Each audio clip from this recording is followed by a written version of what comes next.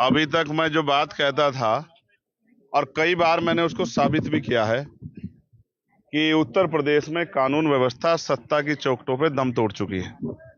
आपने और मैंने देखा कि एक मॉब लिंचिंग यहां हुई और उसका वीडियो है कि किस तरह से 12-15 लोग एक आदमी को सरियों से, लोहे की रोड़ों से, डंडों से पीट रहे और इतना पीटा कि उसकी जान चली जाती है। आज जब मैं उनके परिवार से मिला तो मुझे जानने का मौका मिला कि उसकी 22 फ्रैक्चर थे, 22 जगह से उसकी हड्डियां टूटी गई थी। आप समझो कि उस पर कितने हमले हुए होंगे।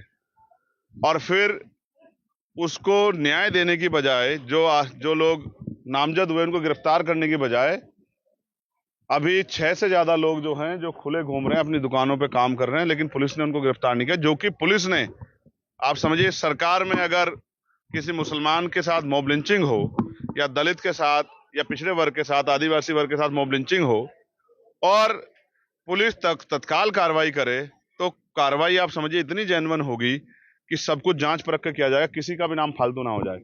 तो उन लोगों को वीडियो एविडेंस के आधार पर चिन्हित किया गया और उनमें से 6 लोग बाहर आराम से घूम रहे हैं।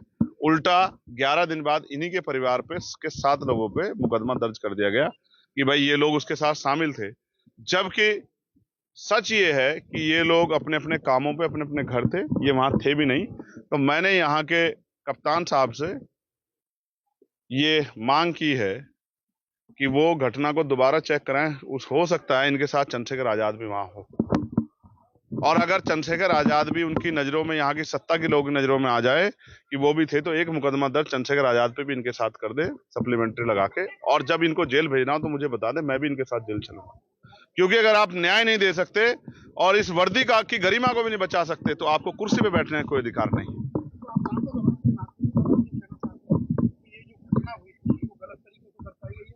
घटना तो पुलिस ने सही तरीके दर्शाई। क्या आपने एफआईआर नहीं पढ़ी कि मॉब लिंचिंग हुई है?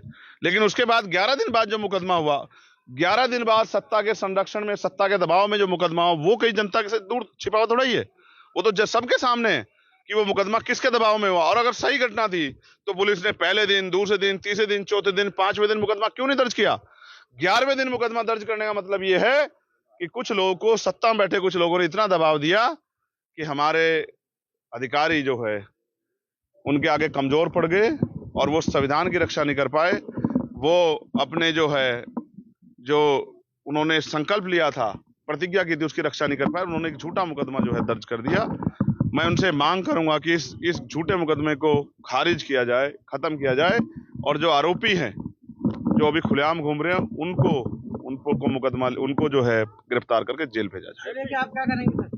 मैंने बता दिया है कि अगर सड़कों से हमारी बात नहीं सुनी जाएगी तो हम पार्लियामेंट में इस मामले को उठाएंगे, और अगर पार्लियामेंट भी नहीं सुनेगा या पार्लियामेंट इस बात को स्टेट इश्यू के थ्रू या किसी और उससे मोड़ने का प्रयास करेगा तो हम लखनऊ में जाके डीजीपी से, प्रमुख सचिव से, मुख्यमंत्री से जाके उनके सामने कागज रखेंगे और उनसे पूछेंगे कि क्या यही है आपका सबका साथ सबका विकास वाली सरकार का सच? ये बहुत जल्द होगा। आप देखना है कि बहुत जल्द आपको होता दिखाई देगा, क्योंकि लोगों को मरने के लिए नहीं छोड़ सकते हैं। एक और ऐसा ही केस जो है घटना, वो मलखान सिंह की भी जो है बताई जा रही। आप ये देखो, भीड़ को अगर छूट दी जाएगी तो ऐसे तो कल कोई पकड़ के मुझे भी पीट पीट के मार देगा, क्योंकि मैं तो बहुत लोगों की आंखों में किरकिरी हो गया हूं। जब मैं अन्याय के खिलाफ आवाज उठाता हूं दमदार तरीके से, तो जो लोग अन्याय करते हैं उनको जेल जाना पड़ता है, उन पर मुसीबतें आती हैं, तो वो तो किसी दिन भीड़ से पकड़ के मेरी भी पीट के हत्या कर देंगे।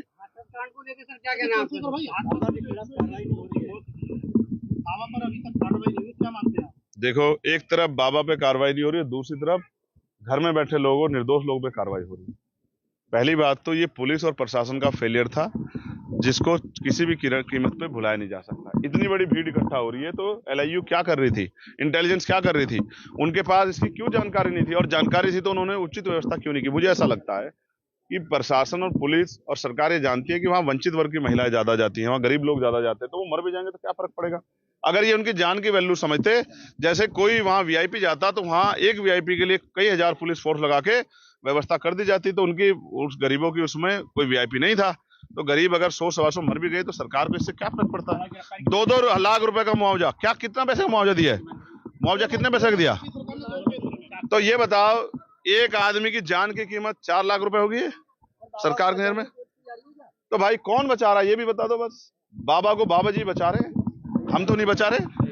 और ये बताओ जब कैसे गिरफ्तारी की मांग कर लूं जब एफआईआर में नाम ही नहीं है?